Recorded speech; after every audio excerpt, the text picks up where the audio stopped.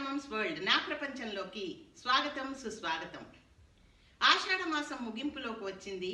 శ్రావణ మాసంలోకి బయలుదేరబోతున్నాం. ఇంకో 20 రోజుల్లో మనకి శ్రావణ శుక్రవారం కూడా రాబోతోంది. మహిళలందరికీ ఎంతో ఇష్టమైన మాసం శ్రావణ మాసం.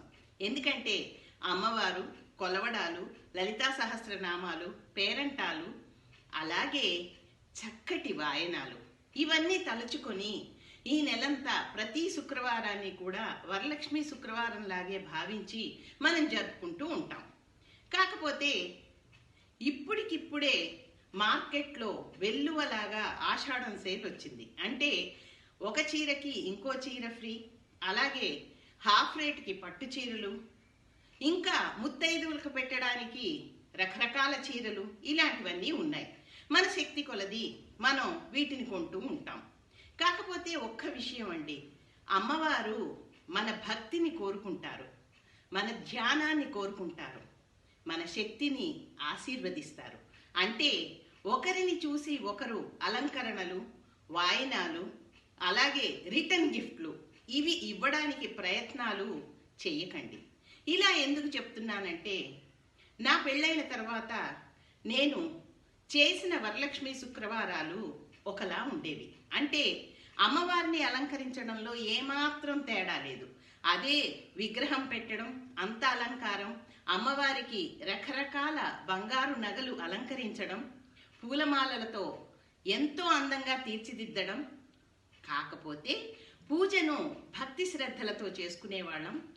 శనగలు, తాంబూలం, జాకెట్ పీసు ఇవి మాత్రమే వాయినంగా ఇచ్చేవాళ్ళం.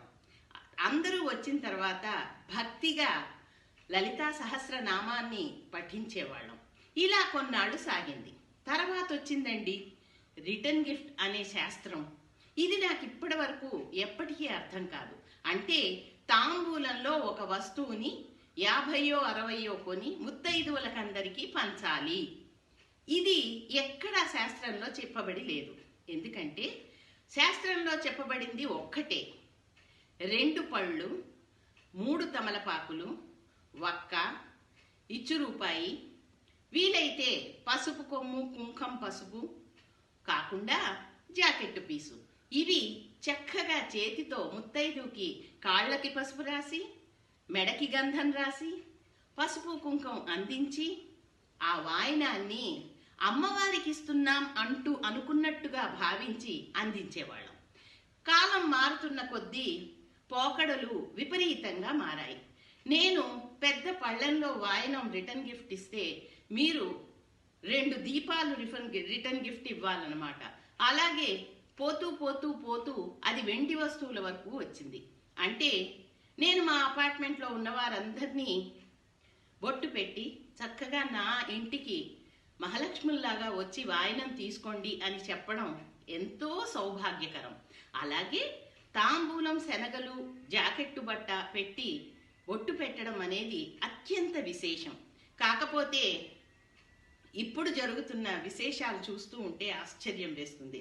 రిటర్న్ గిఫ్ట్ల కోసం ఎంతెంతో ఖర్చు పెడుతూ, అంటే డబ్బులున్న వారికి ఏ మాత్రం పర్వాలేదు, వారు ఎంతైనా ఖర్చు పెట్టగలరు, ఎన్నైనా ఇవ్వగలరు. కానీ బడ్జెట్ చూసుకునే మహిళలు కూడా రిటర్న్ గిఫ్ట్ ఇవ్వకపోతే అవమానంగా భావించి దానికోసం అర్రులు చాస్తూ అప్పులు చేయడం అనేది ఎంతవరకు సమంజసం?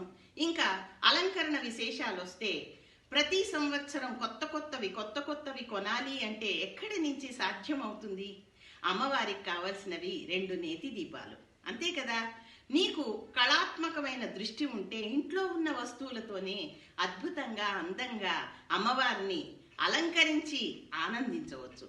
కానీ వాటి కోసమని పువ్వులు, అలాగే అలంకరణ సామాగ్రి, బ్యాక్ డ్రాప్స్, మనకి ఇత్తడి అరటి చెట్లు అవి లేకపోతే పండగ జరగదన్నట్టుగా భావిస్తున్న మహిళలను కూడా చూశాను. ఇంకో విషయం అండి, శ్రావణ మాసం వచ్చే ముందు పెద్ద మీటింగ్ జరుగుతుంది. ఆ మీటింగ్లో ఈ సంవత్సరం ఏమేం కొనబోతున్నామో అవి చర్చించడం కూడా జరుగుతుంది. మా ఫ్రెండ్స్ గ్రూప్లో వారు కొన్న వస్తువులని డిస్ప్లే చేయడం జరుగుతుంది. ఒక్క విషయం అండి, మీ పూజ మీ ఇష్టం, మీరు చేసుకోండి. కానీ ఇలాగా మేము ఇది కొన్నాం, మేము ఇలా చేస్తున్నాం అని చెప్పడం వల్ల కొంత కాకపోతే కొంత చిన్నపిల్లలు కొంచెం టెంప్ట్ అయ్యే ప్రమాదం ఉంది. అందుకే మనం ఏం చేస్తే బాగుంటుందో పెద్దరికంగా ఆలోచించి పూజని భక్తి శ్రద్ధలతో చేసుకొని ఆ అమ్మవారి కరుణని కృపని పొందాలి అని నేను కోరుకుంటున్నాను. మరి మీ అభిప్రాయం ఏంటో మీరు కామెంట్స్ రూపంలో తెలియచేయండి. నమస్కారం.